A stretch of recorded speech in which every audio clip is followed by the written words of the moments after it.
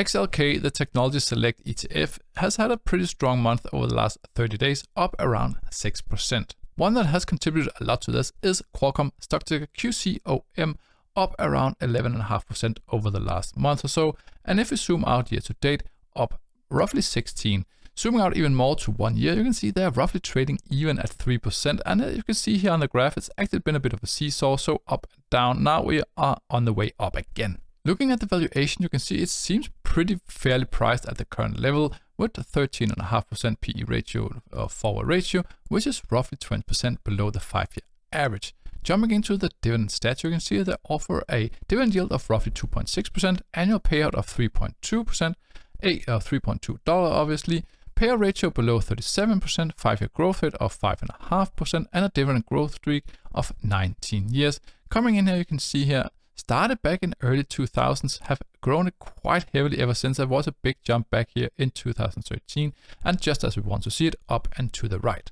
We do, however, want to invest in sustainable companies with a great business model, so let's jump into the financial statements. As you can see here, they are indeed growing their revenue quite heavily. Coming down to the net income, so take a look at that as well. You can see it started back 4.3 billion back in 2019, then they had a really big year in 2022, down a little bit for this year to 2023, but still they are growing the net income. And if we jump into the cash flow statement, you can see here that net income is used to generate even more free cash flow. As you can see, cash from operations started at 7.2 billion back in 2019, now up to 11.3 roughly. But look at this, the capital expenditures, so extremely low, 1.4, 2.2, okay, a bit high there, but again, it's still very, very low. And they are growing the cash from operations so much compared to how much money they are using to actually do it.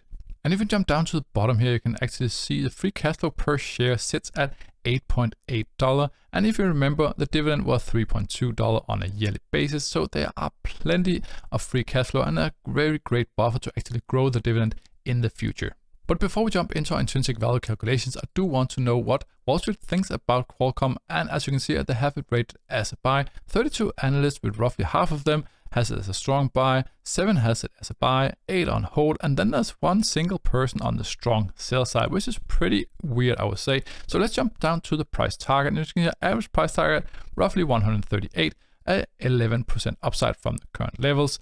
And as you can see here, that single sell side analyst has a price target of $100 for Qualcomm, pretty low compared to the current price.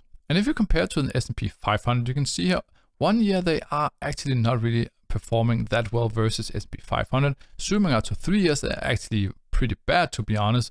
S&P 500 up around 25% versus Qualcomm down 11%. Zooming out even more to 5 years, as you can see here, 128% growth versus S&P 500's 62%. So that's why it's important to have long-term goals when you are investing, because this is how the growth can look if you have a far enough time horizon. But let's jump into our stock screener and zoom in a little bit so we can see everything a little bit better. As you can see, we do have the key metrics up here on the left. And as you can see, earnings per share are down a little bit over the last 5 years, pretty heavily actually. So definitely want to check out how that can happen. PE ratio is below the 5-year average as mentioned, and we are somewhere in the middle of the 52-week high, 52-week low. Net debt to EBITDA very, very low. As if you see my videos, you know I would like this to be below a 3x ratio. Return on invested capital, return on equity also looking really nice. Return on invested capital especially is pretty good, I would say. The return on equity is very low compared to the 5-year average. But again, definitely check this out. That could be just a very transitory event or something, but obviously something you want to check out. All the margins are also looking extremely good. They are obviously not been able to grow the operating margin. I think it's pretty fair to say not a lot of companies have been able to do that over the last couple of years with inflation and everything, but still, I think the margins are looking pretty good. And jumping into the dividend data tab, you can see here, zooming in a little bit more. Here, what we want to look is some steady growth. And you can see this 23.15 in the start. I don't really like this. I much prefer that you have these steady percentages growth instead. So coming down here to 2 and then up to 9.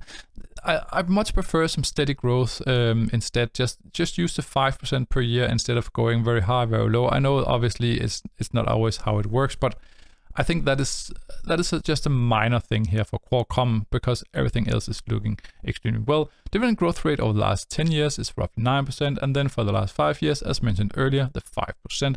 Coming down here to the dividend yield theory graphs, not a big discount at the current level, a little bit. As you can see, we are in the blue area above the line, so it's not a huge discount, but still a little bit. But to support it, we obviously have a lot of other valuation methods, such as the discounted cash flow model and the dividend discount model. The multiples variation, I don't want to go through every single one of them. You can pause the video at any time if you want to take a close look at some of the estimations that has been done for the video.